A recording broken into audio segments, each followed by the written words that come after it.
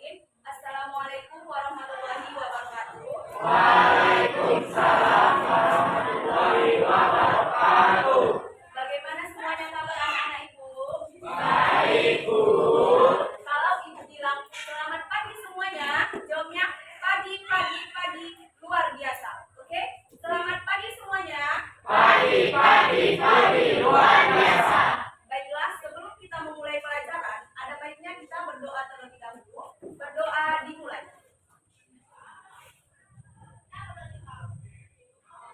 Berdoa selesai. Baiklah, sebelum Ibu memulai pelajaran, sekretarisnya mana, Nak? Berapa orang yang nggak hadir, Kak? 2 orang. Oke, nanti untuk selesai dari Ibu menjelaskan, kasih tahu absensinya ya. Baiklah, setelah itu, ada yang tahu pada minggu lalu kita belajar mengenai apa? Pertumbuhan dan perkembangan pada manusia. Sudah paham semua kan yang Ibu jelaskan? Atau ada yang belum paham? Coba angkat tangan.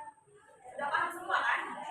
Oke, baiklah, pada hari ini fokus pembelajaran kita pada hari ini ialah membahas mengenai pertumbuhan dan juga perkembangan pada tumbuhan. Nah, apa-apa aja yang dipelajari, Bu? Nah, kita di sini akan mempelajari mengenai bagaimana prosesnya, bagaimana tahap-tahapannya, dan bagaimana faktor-faktor yang ada di dalam pertumbuhan dan juga perkembangan itu sendiri. Nah, motivasi pembelajaran kita pada hari ini ialah agar semua anak-anak ini mengetahui bagaimana sih proses pertumbuhan dan juga perkembangan yang ada di dalam tumbuhan itu sendiri yang bisa secara langsung kita rasakan, bisa kita lihat di lingkungan sekitar kita dan juga di lingkungan sekolah dan rumah. Oke, pada hari ini Ibu akan memberikan satu gambar kepada kalian. Coba kalian perhatikan di depan. Ada yang tahu ini gambar apa? Kecambah apa? Kecambah kacang hijau ya, kita lagi. Ini adalah kecambah kacang hijau. Nanti ini kita ibaratkan tumbuhan A. Dan ini kita ibaratkan tumbuhan B. Ibu mau nanya di sini. Kenapa tumbuhan A itu ukurannya itu lebih pendek dan daunnya ini hijau, sedangkan tumbuhan B yang ukurannya ini lebih panjang dan daunnya ini pucat? Ada yang tahu? Tidak ada? Dan ada yang tahu apa sih faktor penyebab kedua tumbuhan ini jenisnya itu sama, tetapi dia itu memiliki warna dan juga tinggi yang berbeda? Ada yang tahu? Tidak? Oke, baiklah, karena anak-anak itu tidak ada yang tahu, di sini Ibu akan menjelaskan mengenai pertumbuhan dan juga perkembangan pada tumbuhan. Tetapi di saat Ibu menjelaskan, Ibu ingin kalian semua mencatat bagian-bagian pentingnya, dan nanti di saat Ibu menjelaskan, Ibu akan membagi kelompok dan kalian akan menjawab soal-soal yang akan Ibu berikan. Paham semua anak-anak Ibu?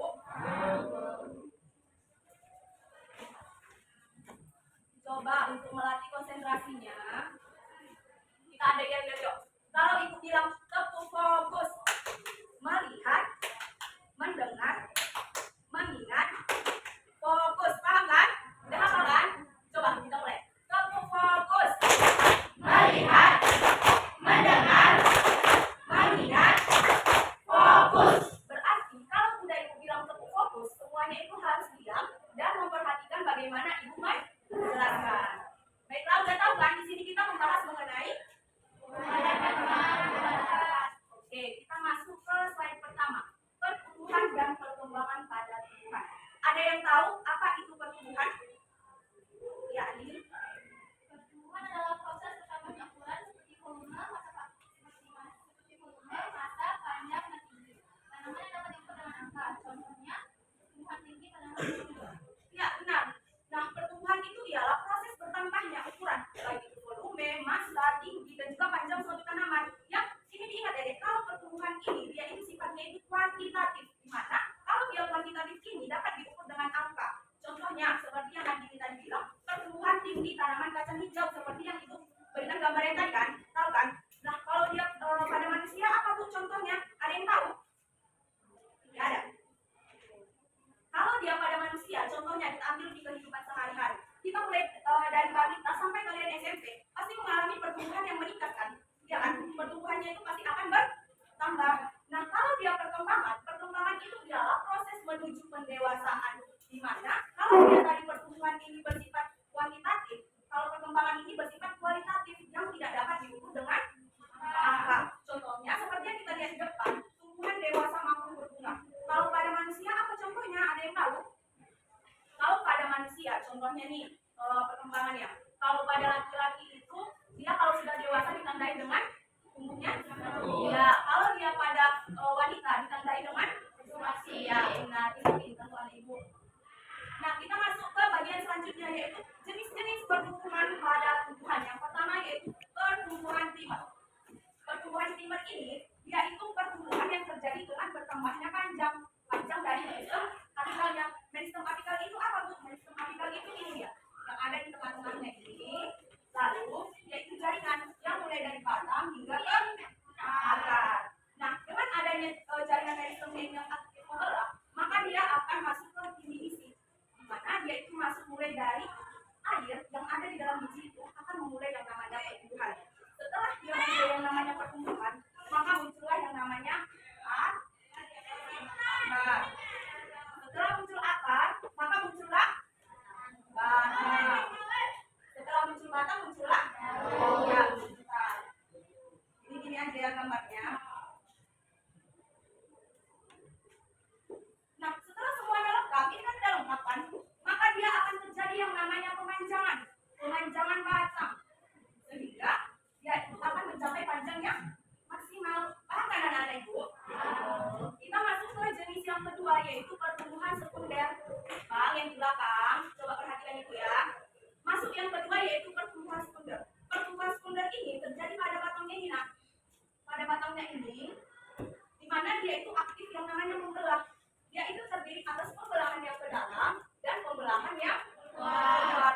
Kalau dia pembelahan ke dalam itu, dia itu membentuk yang namanya kayu. Di sini dia. Dia itu memberikan kekuatan pada batangnya ini agar tetap kokoh.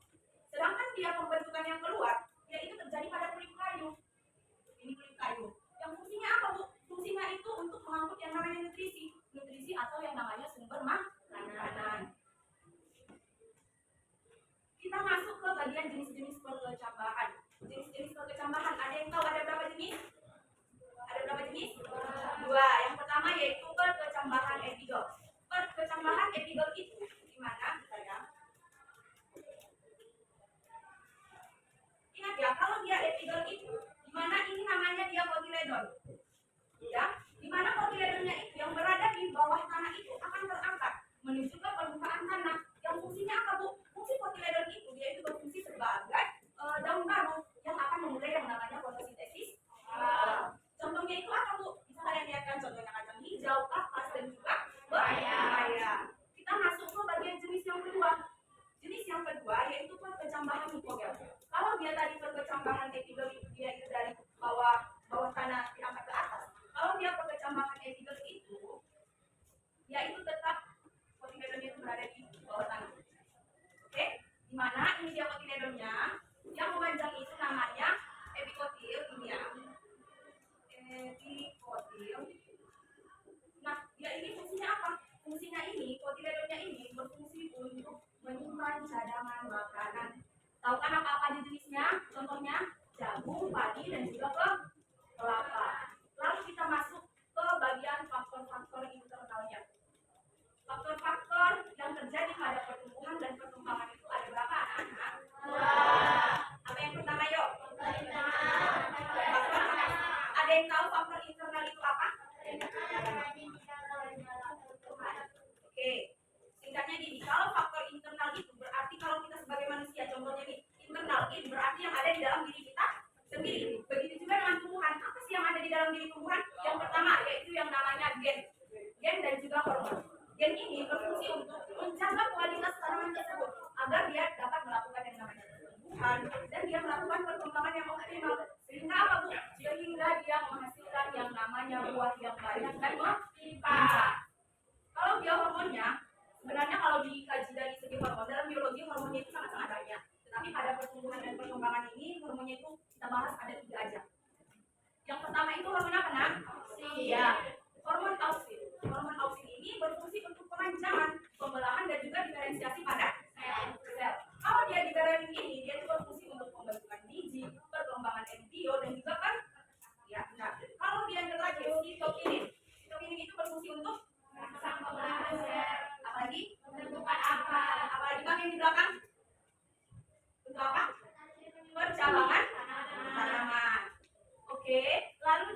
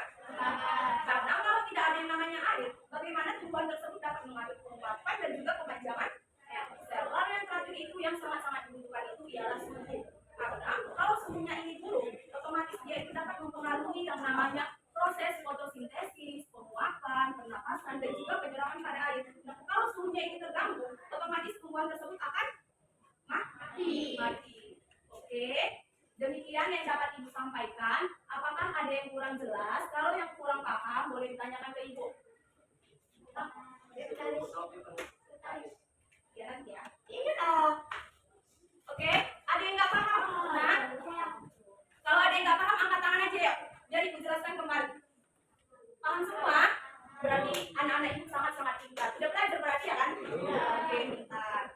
Oke. Setelah Ibu menjelaskan, di sini Ibu mau semuanya kan yang hadir ada 27 orang ya. 27 orang bagi menjadi 5 kelompok. 2, 3, 4, 5. Ini belum ya? Coba. Banyak kan? Satu orang ke sini, satu orang ke sini. Ada jalan. Oke, jangan dibiarkan. Oke.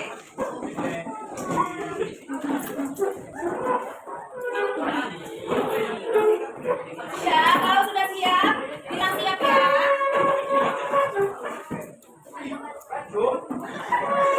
Aman. Kelompok 1, 2, 3, 4, 5. Coba semuanya perhatikan ke depan. Di sini Ibu akan membagi yang namanya LKPD. Ada yang tahu itu apa LKPD? Lembar kerja. Lembar kerja peserta didik. Nah, di sini coba semuanya perhatikan Ibu. Di sini kalian jangan lupa tulis nama, kelompok, dan jawab sesuai dengan arahan Ibu. Ibu tunggu waktunya sekitar 5 menit. Oke, kan pintar-pintarnya Ibu. Udah paham semuanya. Nama kelompok aja. Ya. Nama kelompok tadi kan ada yang bilang kelompok 1, nah ya. Kelompok 1, 2, 3, 4, 5.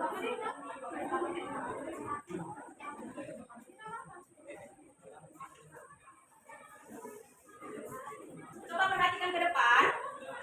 Sudah, LKPD-nya sudah di kelompok masing-masing. Sudah. Sudah, oke. Di sini Ibu mau kalian mengerjakannya selama 5 menit. Yang dimana apabila kalian mengalami kendala di saat mengerjakan LKPD tersebut, bisa tanya ke Ibu. Lalu di sini kalau sudah siap dalam waktu 5 menit, kumpul ke depan dan kita akan melaksanakan yang namanya presentasi. Oke, semuanya kerjakan ya anak-anak Ibu. Ya, tenang-tenang.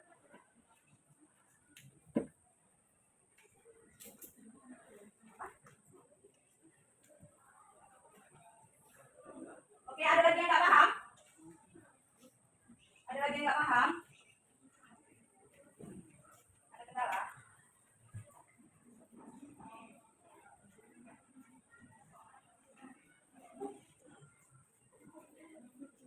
Waktu 5 menit ya.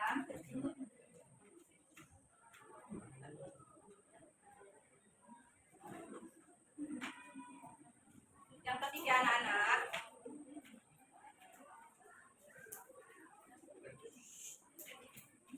Ya, anak-anak Ibu sudah siap? Sudah, Bu. Oke, di sini sebelum Ibu panggil ke depan, ada kelompok yang bersedia maju ke depan? Ada kelompok yang bersedia maju ke depan? Ya, kelompok Andini. Coba semuanya dengarkan kelompok 2 mempresentasikan hasil dari diskusi mereka. Semuanya di ayo fokus dulu kita yuk. Tepuk fokus. Melihat, mendengar, mengingat, fokus. Oke. Kepada kelompok 2 Ibu persilahkan. Warahmatullahi wabarakatuh. Waalaikumsalam warahmatullahi wabarakatuh. Kami dari kelompok 2 akan mempresentasikan hasil kerja kami tentang pertumbuhan dan perkembangan pada tumbuhan. Sebelum kami presentasikan, izinkan kami perkenalkan diri terlebih dahulu. Saya Akila, saya Sintamani Ahab, saya Andini, saya Faisal, saya Fitri. Ikut hasil kerja kami. 1. Mengapa kecambah 1 tumbuh lebih hijau dan segar, sedangkan kecambah 2 tumbuh tinggi dan pucat? Berikan alasan. Karena kecambah 1 mendapat cahaya yang cukup sehingga proses fotosintesis dapat berlangsung dan terjadilah pembentukan klorofil atau zat hijau daun. Sehingga kecambah menjadi hijau, segar dan kokoh. Sedangkan kecambah 2 diletakkan di tempat gelap sehingga tidak terjadi fotosintesis. Tanpa cahaya, tumbuhan tidak dapat membentuk klorofil sehingga warnanya pucat atau kekuningan. Oke, lanjut. 2. Faktor apa yang dapat menyebabkan pertumbuhan pada tiap tanaman berbeda? Faktor internal, gen dan hormon, serta faktor eksternal, cahaya, air, dan kelembapan, tanah, dan nutrisi, serta suhu. Jelaskan perbedaan pertumbuhan dan perkembangan tumbuhan serta berikanlah contohnya. Pertumbuhan, proses bertambahnya ukuran volume, massa, panjang, dan tinggi. Tanaman yang dapat diukur dengan angka. Contoh, pertumbuhan kacang hijau. Perkembangan, yaitu proses menuju pendewasaan yang dimana tidak dapat diukur dengan angka. Contohnya ketika tanaman bertumbuh. Apa perbedaan berkecambahan epigel dan hipogel? Berikanlah contohnya. Epigel, hipokotilnya dari dalam tanah memanjang sehingga keberadanya naik ke atas tanah. Contohnya kacang hijau dan pepaya. Hipogel, epikotilnya memanjang di dalam tanah. Contohnya jagung dan padi.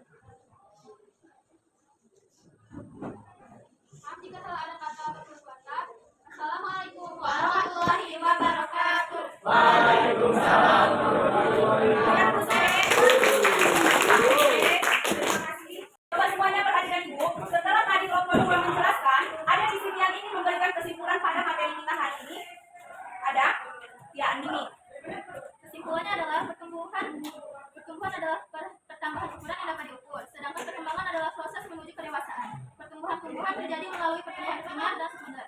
Perkecambahan dapat berlangsung secara intigel dan hipogel. Proses pertumbuhan dipengaruhi oleh faktor internal seperti gen dan hormon, serta faktor eksternal seperti cahaya, air, suhu, dan nutrisi. Semua proses ini bekerja sama untuk menghasilkan perkembangan buah secara optimal. Iya, benar. Yang dibilang Andini itu sangat-sangat tepat. Di mana pertumbuhan dan perkembangan itu semuanya itu berjalan secara teratur untuk melaksanakan yang namanya proses pertumbuhan dan perkembangan yang baik. Nah, untuk selanjutnya kita di sini ibu ini memberikan tugas kelompok yang tadi. Di sini ibu ini memberikan tugas membuat peta konsep mengenai pertumbuhan dan perkembangan pada tumbuhan yang akan ditumbuh minggu. Ya, setelah itu coba semuanya anak-anak itu perhatikan untuk minggu